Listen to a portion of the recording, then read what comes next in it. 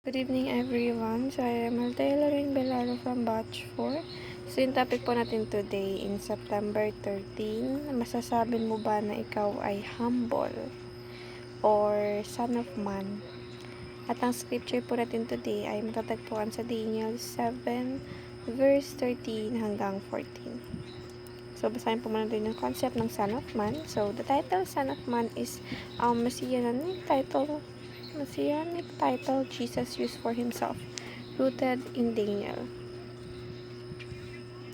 Where one like a son of man approaches the Ancient of Days to receive dominion over all creation.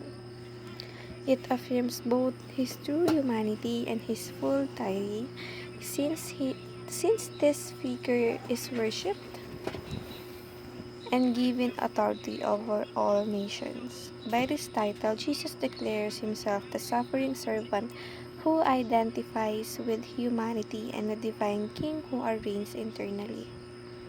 The title secures the truth of Christ's real humanity and his role as the representative head of his people, fulfilling what Adam failed to do so.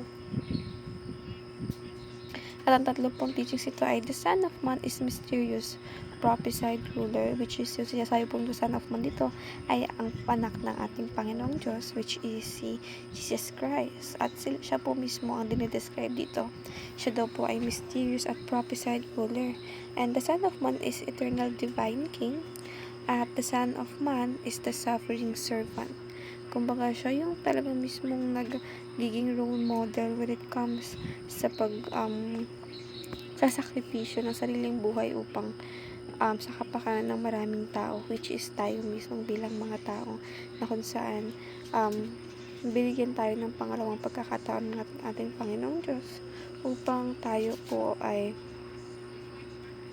mag-repent at muling magkaroon ng relasyon sa Kanya at humingi ng tawad. At sana bilang anak o Kristiyano, huwag natin sasayangin yung opportunity na binibigay o pinoprovide sa ating Panginoong Diyos na kung saan binigyan niya kanyang kaisa-isang anak upang tayo ay maligtas.